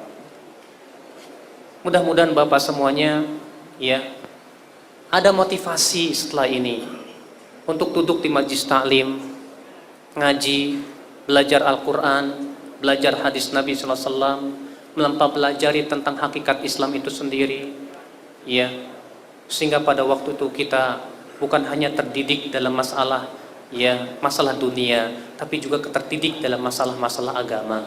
Ingat Pak, di antara orang yang dibenci oleh Allah itu Pak, orang yang berilmu tentang dunia tapi bodoh tentang akhirat. Ibnu Hibban meriwayatkan dalam sahihnya Rasulullah bersabda, "Innallaha yubghidhu kulla ja'dhariyyin jawadin sakhabin bil aswaq, jifatin bil lail, himarin bin nahar, alimin bi amri dunya, jahilin bi amril akhirah." Allah benci kepada setiap orang yang apa? Sombong, kasar, suka berteriak-teriak seperti di pasar. Apabila malam seperti bangkai, apabila siang seperti keledai.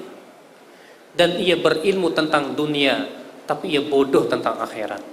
Allah benci kepada orang seperti itu. Baca oleh Bapak dalam surat Ar-Rum, "Ya'lamuna zahiran minal hayatid dunya wa hum 'anil akhirati ghafilun." Mereka itu berilmunya hanya sebatas lahiriah dunia, sementara mereka lalai tentang kehidupan akhirat. Ingat Pak, semua bapak yang ada di sini pasti meninggal dunia. Pasti akan dibungkus oleh kain kafan. Pasti akan dimintai pertanggungjawabannya oleh Allah. Baik bapak jenderal atau siapapun juga di mata Allah sama. Malaikat Munkar dan Nakir tidak pernah memilah, "Oh kamu jenderal ya?" Oh enggak perlu ditanya, enggak bisa. Malaikat Munkar dan Nakir akan bertanya, "Siapa Rabbmu? Apa agamamu? Siapa nabimu?" Pangkat di dunia di saat itu sudah tidak ada manfaatnya lagi. Wallahi tidak ada lagi ada manfaatnya Pak. Siapa yang menjawab, "Allah Rabbku, nabiku Nabi Muhammad, agamaku Islam," mereka yang selamat.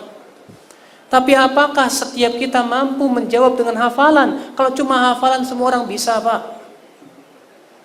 Tapi siapa yang bisa menjawab, "Rabbku Allah," itu mereka yang mengenal Allah waktu kehidupannya di dunia, memperhatikan perintah-perintah dan larangannya.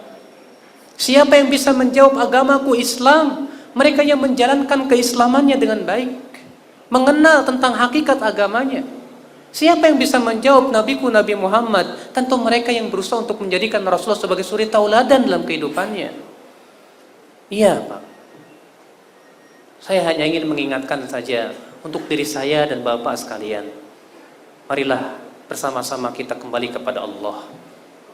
Persiapkan untuk menuju kehidupan akhirat. Karena semua kita akan meninggal dunia. Semua kita akan dimintai pertanggungjawabannya oleh Allah Subhanahu wa taala. Buang kesombongan, buang keangkuhan. Karena di hari akhirat di padang mahsyar sudah tidak ada manfaat kekayaan dan kedudukan. Bahkan disebutkan dalam hadis, orang-orang yang sombong dan angkuh pada hari kiamat nanti dikumpulkan di padang mahsyar itu menjadi kecil sebesar semut diinjak-injak manusia. Nah itulah Bapak sekalian, mudah-mudahan sekali lagi ini memberikan motivasi agar Bapak sekalian yang ada di sini semangat untuk mengkaji ilmu-ilmu Allah Subhanahu wa taala.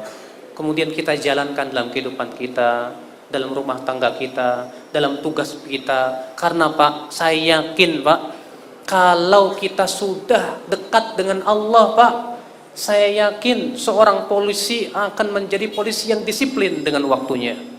Seorang pekerja akan menjadi pekerja yang disiplin dalam waktunya. Saya yakin Pak, kalau kita sudah dekat dengan Allah Pak, untuk korupsi mikir 12 kali Pak. Saya kalau korupsi ini di mata Allah bagaimana? Ditanya oleh Allah tentang harta-harta ini. Saya yakin Pak, orang yang kenal Allah, yang dekat kepada Allah, untuk korupsi waktu walaupun 1 menit dia tidak mau. Takut dia. Kenapa? Karena rasa takut dia kepada Allah itu yang mencegah dia untuk berbuat kemaksiatan kepada Allah. Melaksanakan tugas. Bapak sebagai seorang polisi punya amanah yang diembankan oleh komandan Bapak. Laksanakan amanah itu selama tidak bertabrakan dengan perintah Allah dan Rasulnya, mengatur lalu lintas dan yang lainnya. Kalau bapak-bapak yang betul-betul dekat kepada Allah dan takut kepada Allah, saya yakin orang yang takut kepada Allah akan melaksanakan amanah sebaik-baiknya. Tapi itulah Pak, ketika akidah kita kepada Allah kurang, pengenalan kita kepada Allah kurang, rasa takut kita kepada Allah kurang, rasa cinta kita kepada Allah kurang. Seperti ini jadinya terkadang. Tidak ada rasa takut lagi kepada Allah Subhanahu wa taala. Mudah-mudahan yang sedikit ini sekali lagi bermanfaat terutama buat diri saya Pak dan buat Bapak-bapak sekalian. Ini saja bisa saya sampaikan dan kita buka tanya jawab. Namun tentunya saya akan menjawab sesuai dengan keilmuan saya dan kemampuan saya. Kalau ada pertanyaan yang saya tidak bisa jawab, saya akan katakan tidak tahu. Karena kemampuan ilmu saya terbatas.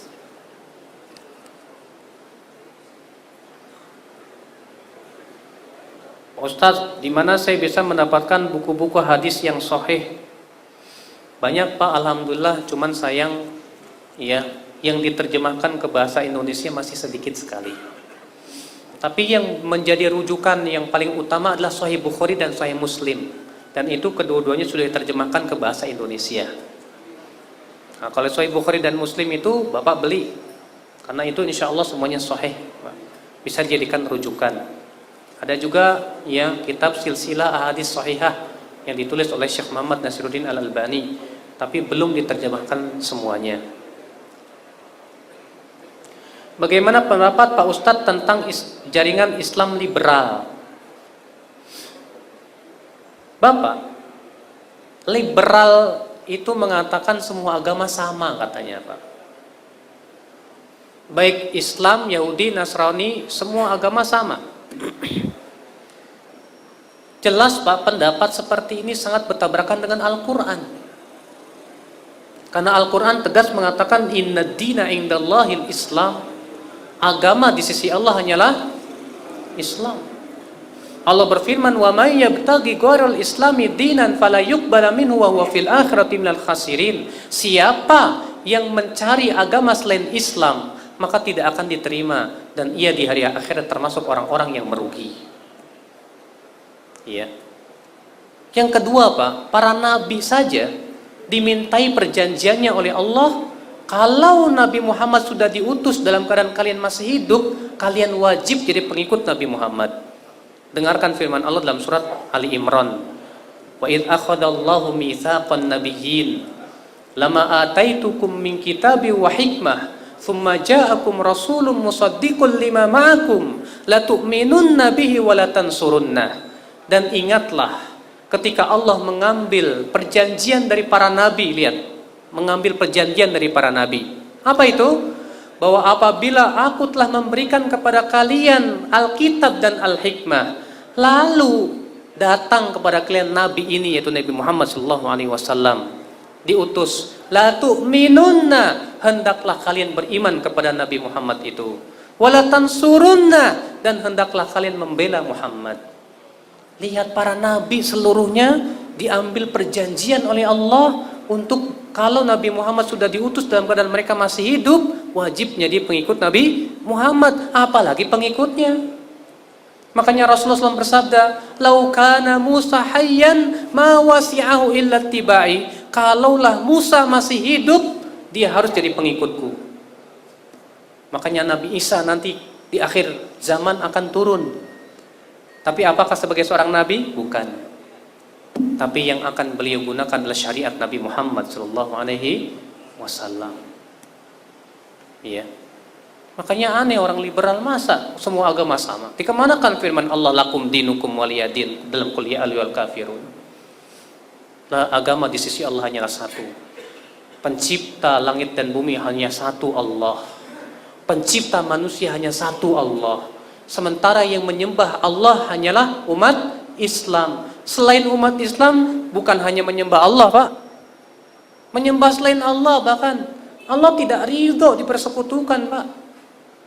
Allah yang menciptakan manusia, yang memberikan kepada manusia berbagai macam kebutuhannya, lalu mereka menyembah selain Allah, mana mungkin Allah ridho? Makanya Allah berfirman, innallaha la yaghfiru ayyushraka bih. Allah tidak ridho untuk disekutukan. Allah tidak akan mengampuni dosa syirik selama-lamanya. Maka orang yang mati di atas kesyirikan tidak akan pernah masuk surga selama-lamanya. Bagaimana kita bisa menyadarkan bagi orang yang sudah terlanjur menjadi bagian dari orang yang menghalalkan pembunuhan atau menghancurkan siapa saja yang tidak sejalan dengan pemikirannya, sedangkan dirinya sendiri tidak pernah mau menerima masukan dari orang lain? Bapak, yang namanya menyadarkan itu supaya dapat hidayah, kewajiban kita hanya sebatas memberikan nasihat. Masalah hidayah itu di tangan Allah. Yang penting kita sudah berusaha menegakkan dalil-dalilnya, hujah-hujahnya, membantah pemikiran dia. Mas, ini dalil saya, Al-Quran, hadis, pendapat ulama. Sampean apa dalilnya? Oh, dalilnya, maaf, dalil sampean itu tidak benar. Ini hujahnya, ini dalilnya. Secara ilmiah, kalau sudah kita lakukan belum dapat hidayah juga, ya sudah, itu di luar kemampuan kita. Karena hidayah itu milik Allah. Jangankan kita, Nabi Muhammad saja nggak mampu memberikan hidayah kepada pamannya Abu Thalib. Sampai-sampai ketika pamannya, ya di dalam ketika sakaratul maut, apa kata Rasulullah? Ya am, qul la ilaha illallah. Hai paman, ucapkan la ilaha illallah. Dengan kalimat ini, aku akan bela kamu di sisi Allah. Ternyata apa yang terjadi? Abu Thalib lebih memilih mati di atas agamanya bapaknya.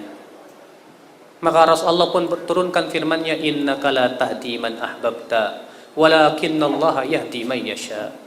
Sesungguhnya engkau tidak bisa memberikan hidayah kepada siapa yang kamu sukai, hai Muhammad, tapi Allah lah yang memberikan hidayah. Nah, kewajiban kita hanya sebatas menasihati, memberikan penjelasan. Masalah hidayah di tangan Allah. Tapi kalau dia berbuat keonaran, tetap ini tidak bisa dibiarkan. Iya.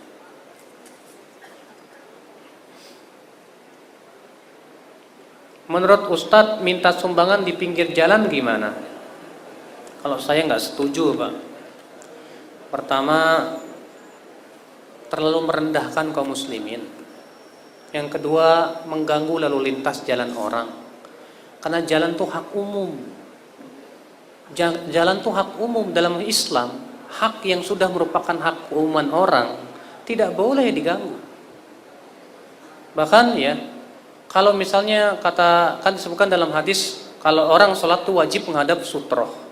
Dan Rasulullah mengatakan, ya, la an yakuma ahadukum arba'in khairun lahum min an yajtaza baina baydain musalli. Lebih baik seseorang berdiri 40 lamanya daripada dia lewat di depan orang yang sedang sholat. Tapi apa kata para ulama?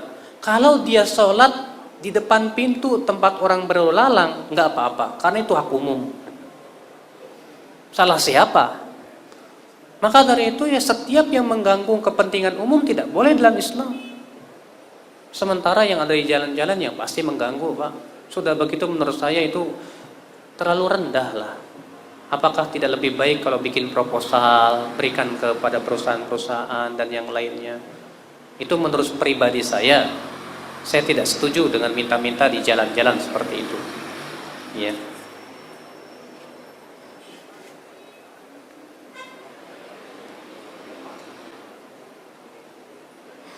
Teroris terjadi karena tidak tegasnya penegakan hukum di Indonesia. Bagaimana solusinya supaya tegas seperti di zaman Rasul? Solusinya cuma satu, Pak. Pendidikan akidah kepada Allah itu harus kuat, Pak. Kok bisa begitu? Iya, Pak. Bapak tahu nggak, Pak? Ayat-ayat hukum tuh baru turun di kota Madinah loh, Pak.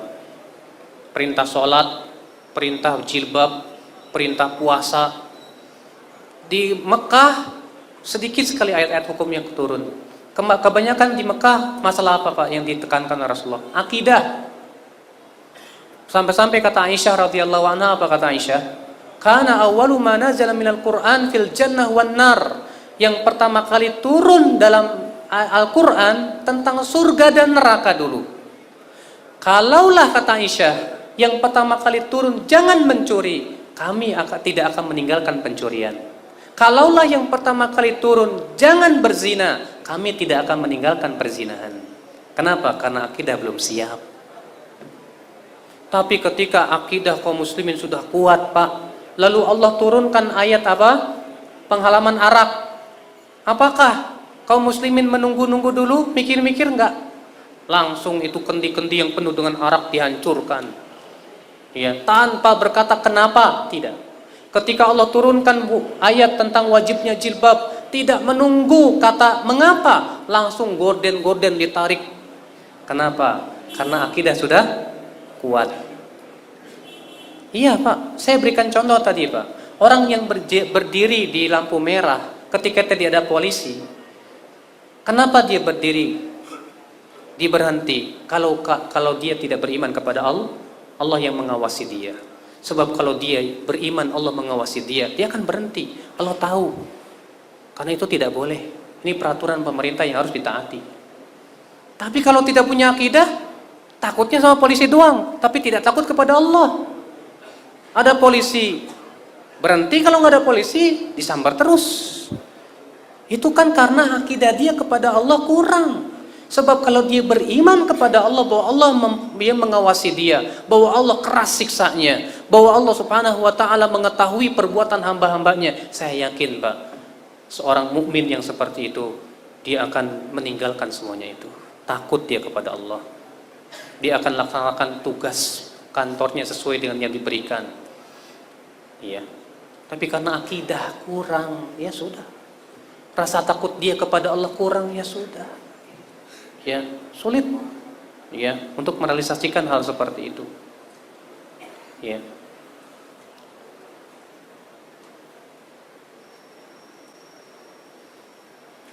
Bagi kami polisi mau tegas namun kelewat bagus dimusuhi akhirnya dikatakan salah. Kalau Bapak sudah tegas lalu dimusuhi, Bapak jangan mengharapkan keriduan manusia. Yang penting Allah ridho kepada Bapak. Rasulullah bersabda, man ardon nas bisaqatillah kafallahu wakalahu Allahu bilan nas wa man ardallaha bisaqatin nas ya kafallahu mu'natan nas. Siapa yang mencari keriduan Allah walaupun manusia marah, Allah akan cukupi ia dari manusia. Dan siapa yang mencari keriduan manusia tapi Allah murka kepada kita, Allah akan biarkan ia dengan manusia, Allah tidak akan bantu dia. Makanya, Pak, dalam menegakkan hukum tuh ya, gak perlu kita ini supaya disebut orang, gak ngapain, Pak. Yang terpenting kita sudah melaksanakan tugas yang telah merupakan ya amanah yang telah Allah bebankan. Bapak sebagai pengatur lalu lintas dan Bapak tegas, kemudian dicela orang, biarin orang mau mencela gimana, ini sudah amanah saya takut kalau saya tidak melaksanakan amanah Allah akan murka kepada saya. Di sini akhirnya kembali kepada akidah. Akidah kepada siapa? Allah Subhanahu wa taala.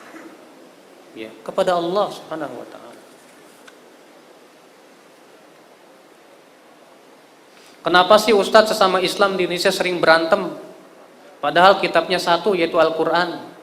Apakah Islam di Indonesia Sudah banyak yang berpedoman kepada kitab lain selain Al-Quran. Al-Qurannya satu Pak, tapi pemahamannya yang beda-beda. Hadisnya satu Pak, tapi pemahamannya yang beda-beda. Itu masalahnya. Kita tidak menyalahkan Al-Quran dan hadisnya Pak, tapi yang kita salahkan pemahamannya. Itu masalahnya.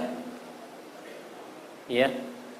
Makanya di sini Bapak sekalian, para ulama terdahulu sebetulnya sudah memberitahukan kepada kita bagaimana memahami Al-Quran dan hadis yang benar. Sudah memberitahukan tata caranya, kaidah-kaidahnya dalam kitab-kitab mereka termaktub. Tapi masalahnya kita nggak pernah baca. Dan kita ini terkadang lebih senang memahami Al-Quran dengan pemahaman sendiri. Akhirnya saya yakin kalau ada 1000 otak, ya ada 1000 pendapat. Inilah Bapak sekalian rahasianya kenapa kaum muslimin itu berselisih terus-menerus. Sekali lagi karena pemahamannya. Kemudian Pak, Rasulullah mengabarkan umat Islam itu akan berpecah belah. Dalam hadis yang dalam riwayat oleh Tirmidzi, Abu Daud dan Nasai dan Tirmidzi berkata hadis ini hasan sahih. Dari hadis Al-Irbad bin Sariyah Rasul bersabda, "Fa innahu man ya'ish minkum fasayara ikhtilafan katsira." Sesungguhnya yang hidup di antara kamu nanti akan melihat perpecahan yang banyak. Tapi Rasulullah memberikan solusi Pak. Apa solusi yang Rasulullah berikan ketika terjadi perpecahan? Kata Rasulullah, "Fa'alaikum bisunnati." Hendaklah kalian berpegang kepada sunnahku. Dan sunnah khulafaur rasyidin. Dan sunnah khulafaur rasyidin. Abu Bakar, Umar dan Utsman dan Ali. Kemudian apa kata Rasulullah? "Wa iyyakum wa muhdatsatil umur." Jauhi segala macam perkara yang baru yang diada-adakan dalam masalah agama. Iya. Rasulullah sudah memberikan solusi. Dan ingat, para ulama pun sudah mengingatkan bahwa perpecahan yang ada dalam tubuh umat Islam itu yang dimaksud oleh Rasulullah yaitu dalam masalah pokok-pokok agama, bukan dalam masalah fikih. Kalau dalam masalah fikih itu lumrah. Sesama ahlu sunnah berbeda pendapat masalah fikih pasti. Makanya dalam Islam ada 4 madhab. Madhab Syafi'i, madhab apa? Hambali, madhab Maliki, Hanafi. Ini masalah fikih. 4 imam ini dalam masalah akidah sama Pak. Dalam masalah keyakinan sama Pak. Makanya Pak, kalau Bapak mempelajari tentang firqah Islam, ya, dan penting diantara bapak-bapak yang mempelajari tentang firqah Islam dengan merujuk kitab-kitab para ulama yang menjelaskan tentang itu. Di sana ada Khawarij, bagaimana pemikirannya. Di sana ada Murji'ah, bagaimana pemikirannya. Di sana ada tasawuf, bagaimana pemikirannya. Di sana ada Jahmiyah, bagaimana pemikirannya. Di sana ada Mu'tazilah, bagaimana pemikirannya. Itu masalah pokok-pokok agama Pak. Contoh, Mu'tazilah mengatakan akal itu lebih tinggi daripada Al-Quran dan hadis. Jadi setiap ayat atau hadis yang bertabrakan dengan akal harus ditolak. Wah, ini masalah pokok agama Pak. Misal Syiah mengatakan Al-Quran yang ada sekarang itu sudah tidak asli lagi, tapi sudah dirubah-rubah oleh para sahabat. Lalu kemudian Syiah pun berpecah belah lagi. Ada Syiah Zaidiyah, ada Syiah Itsna Asyariyah, Syiah Imamiyah Rafidhah yang mengatakan bahwasanya para sahabat semua kafir dan bahwa mereka yang telah merubah Al-Quran. Iya. Masalah akidah Pak. Nah, disinilah Bapak sekalian, coba Bapak ya pelajari deh Pak tentang firqah Islam itu. Iya. Pahami satu per firqah, pemahamannya apa. Ternyata semuanya itu masalah akidah. Adapun masalah fikih, para ulama madzhab 4 pun berselisih, itu lumrah. Masalah fikih Pak, kewajiban kita adalah saling menghormati. Bapak amalkan saja yang yakini Bapak itu kuat, amalkan. Tapi tidak boleh menyesatkan yang lain. Yang satu kunut subuh, yang satu nggak kunut subuh. Itu masalah fikih, bukan masalah akidah. Bukan masalah pokok-pokok agama. Ya. Tapi terkadang Pak, masalah-masalah yang dianggap fikih itu yang dianggap pokoknya yang kunut subuh itu ahlu sunnah. Kalau yang nggak kunut bukan ahlu sunnah. Subhanallah. Ya. Bukan itu pembahasan yang dibahas oleh para ulama tentang masalah seperti itu. Maka disinilah ini akibat daripada ketidakfahaman kita tentang ya agama kita itu sendiri.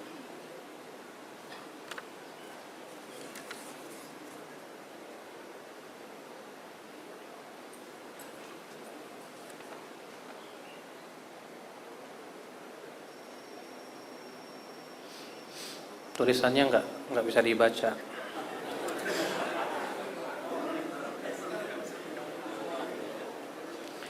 Kami pernah mendengar di salah satu stasiun radio Lampung kajian menghujat penguasa. Ini tidak sesuai dengan manhaj akidah Ahlussunnah wal Jamaah. Karena Ahlussunnah wal Jamaah mengharamkan menghujat penguasa di depan rakyat, apalagi di media-media umum. Anas bin Malik berkata, "Nahana kubarauna," adalah para pembesar ulama kami melarang kami untuk mencaci maki penguasa di depan manusia. Dilarang. Kenapa dalam Islam, Pak, penguasa itu harus dijaga kewibawaannya? Kalau mereka berbuat salah, nasihati secara rahasia, jangan dibeberkan kesalahan mereka. Itu dalam Islam. Ya. Silakan baca kitab-kitab para ulama yang dalam masalah ini. Baca kitab Al-Imam Al-Ajuri, Imam Ahmad bin Hanbal juga menulis buku ini. Murid Imam Syafi'i Al-Muzani juga menulis buku itu. Imam Muslim dalam sahihnya menyebutkan bab tentang khusus masalah imarah. Jelas kok, Pak. Makanya ya, Ahlussunnah wal Jamaah tegas haram hukumnya menghujat penguasa di depan umum. Tidak boleh. Iya. Dan ini sudah merupakan ijma' para ulama. Iya, dari zaman ke zaman. Makanya menghujat penguasa itu yang pertama kali melakukan siapa? Orang Khawarij. Bukan dari Ahlussunnah sama sekali. Sampai-sampai Imam Al-Barbahari saja dalam kitab Syarhus Sunnah berkata apa? Idza ra'aita rajulan yad'u 'ala sultan fa innahu min ahli al-hawa. Wa idza ra'aita rajulan yad'u lis-sultan fa innahu min ahli sunnah insyaallah. Kalau kamu melihat ada orang yang mendoakan kecelakaan terhadap penguasa, itu tandanya dia pengikut hawa nafsu. Dan kalau kamu melihat ada orang yang mendoakan kebaikan untuk penguasa, maka ia termasuk Ahlussunnah insyaallah. Sampai-sampai Imam Al-Barbahari yang wafat pada tahun 327 Hijriah mengatakan bahwa tanda Ahlussunnah seperti itu, Pak. Iya.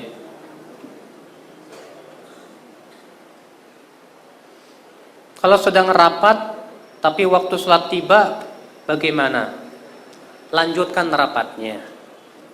Ya, kemudian sholat berjamaah bersama-sama. Tidak apa-apa. Selama tentunya rapatnya tidak sampai habis waktu sholat.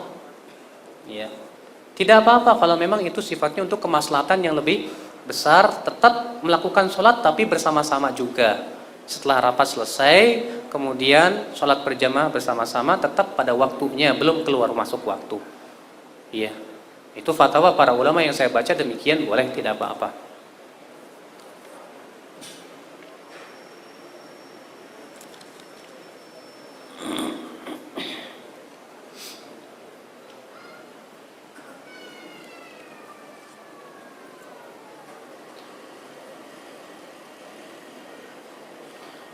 Di tayangan TV seringkali kita melihat infotainment, memperlihatkan kehidupan para ulama atau ustadz dan kehidupan dan kekayaannya.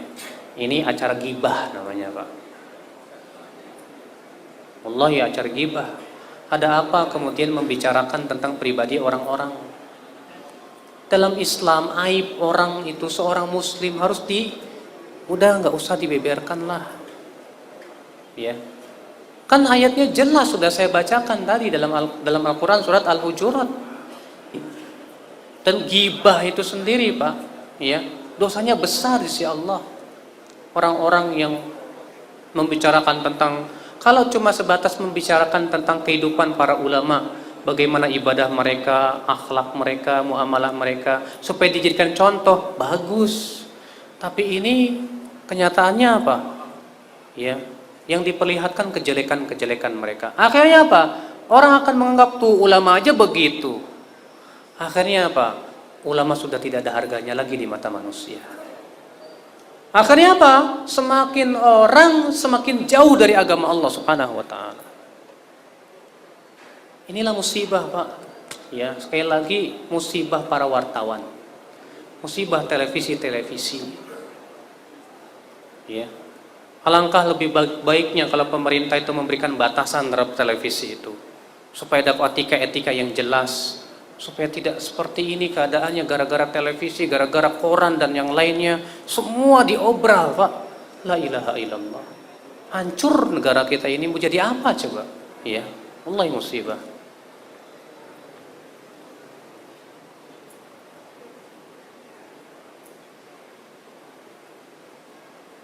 Saya berpendapat maksud pemimpin dalam Islam bukan berarti pemimpin pemerintah seperti presiden, gubernur dan sebagainya. Tapi ulama juga adalah pemimpin bagi umatnya. Betul memang. Pendapat Bapak sangat betul dan tepat. Bahwa ulama disebut pemimpin, tapi dalam kepemimpinan dalam agama. Makanya Rasulullah SAW, para ulama ketika menafsirkan firman Allah dalam surat An-Nisa, wa idza ja'ahum amrum minal amni awil khaufi adha'u bih walau radduhu ila rasul wa ila ulil amri minhum la'alimahu alladhina yastanbitunahu minhum. Apabila datang kepada mereka urusan yang berhubungan dengan keamanan dan rasa takut, segera mereka menyebarkan berita itu. Kalaulah mereka kembalikan dulu berita itu kepada rasul dan ulil amri. Kata para ulama, ulil amri yang dimaksud di sini para ulama. Kenapa? Karena ulama pun disebut ulil amri. Iya. Nah, saya akan tahulah siapa yang bisa beristimbat apakah berita itu berhak disebarkan atau tidak. Ini ayat dijadikan dalil bahwa tidak setiap berita boleh disebarkan di masyarakat. Maka disitulah ya penguasa punya hak untuk meredam, jangan sampai berita-berita yang bisa membuat kacau itu ya tersebar. Punya hak. Islam sudah mengatur itu. Tapi masalahnya sekali lagi wartawannya itu lagi, Pak. Ya. Tukang ngobok-ngobok. Allah musta'an, semoga Allah memberikan hidayah kepada mereka, kepada kita semua, kepada para wartawan, kepada para penegak hukum, kepada mereka yang berada di pemerintahan.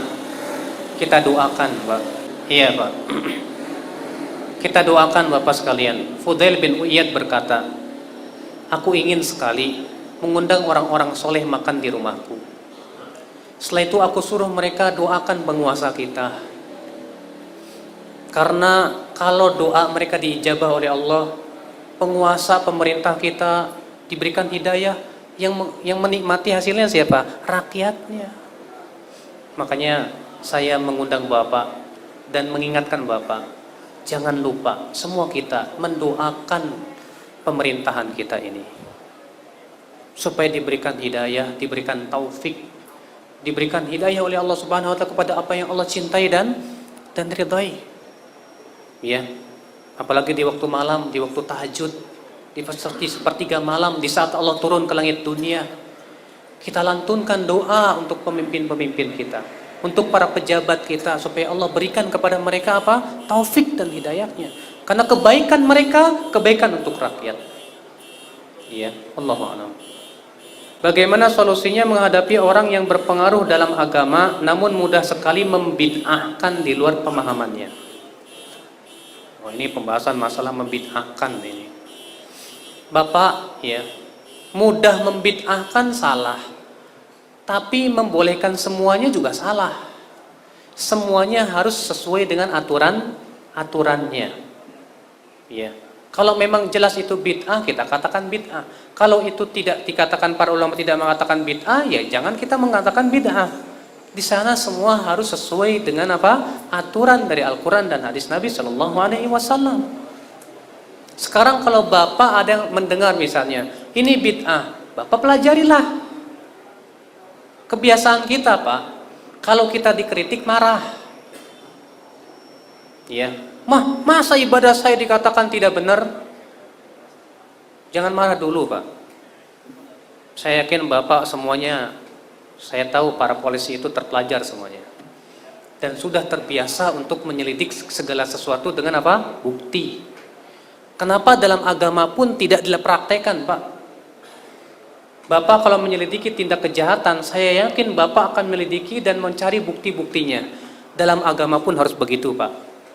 Kalau ada orang mengatakan bahwa ibadah ini bid'ah, cari buktinya oleh Bapak. Apa buktinya? Apa dalilnya? Pelajari oleh Bapak. Bagaimana kaidahnya? Ya, sebetulnya yang paling berhak itu bapak-bapak yang paling tahu. Harusnya begitu. Karena saya tahu Pak polisi, mereka yang sehari-harinya seperti itu. Berarti harusnya Pak polisi yang paling paham untuk mengetahui tentang masalah ini. Oh, kenapa ya dikatakan si fulan mengatakan itu bid'ah? Coba saya mau selidiki dulu ini, kenapa ini bid'ah? Ya, bukti-buktinya apa? Cari kitab-kitabnya, tanyakan kepada para ulama yang memang betul-betul mumpuni dalam bidangnya. Ya. Kalau sudah jelas bukti-buktinya, oh ternyata pendapat ulama terdahulu mengatakan semuanya bid'ah, ya pantesan saja. Nah, begitu Pak, harusnya Pak.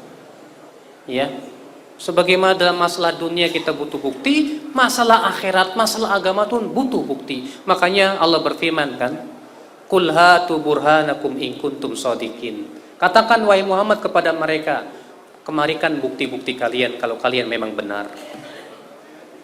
Waktu itu Allah berfirman apa? Ya, wa qalatil yahud wa qalu la yadkhulul jannata illa man kana hudan aw nasara. Mereka berkata, tidak akan masuk surga kecuali Yahudi dan Nasrani saja. Lalu Allah berfirman, Qul, katakan kepada mereka, hatu burhanakum, kemarikan ya bukti kalian bahwa kalian bakal masuk surga jika kalian orang yang benar. Dalam masalah agama penting Pak bukti itu Pak. Dalilnya mana? Hujahnya apa? Pelajari. Tapi masalahnya yaitulah Pak, sekali lagi kita ini males untuk mencari bukti. Ya. Belum apa-apa terkadang marah duluan atau langsung ya antipati duluan, jangan. Saya yakin Bapak orang-orang terpelajar, maka segala sesuatu harus dinilai dengan secara ilmiah. Bukti-buktinya harus memadai. Supaya kita tidak salah ketika menyalahkan, kita pun tidak salah ketika membenarkan. Ya, Allah.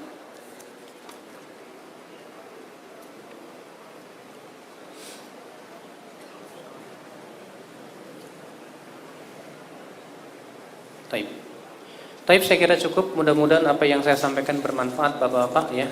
Yang benar itu semuanya dari Allah dan yang salah itu dari kekurangan ilmu saya. Mohon maaf bila ada kata-kata yang tidak berkenan di hati Bapak sekalian. Ini saja, subhanakallah bihamdik, asyhadu an la ilaha illa anta, astaghfiruka wa atubu ilaik. Wassalamualaikum warahmatullahi wabarakatuh.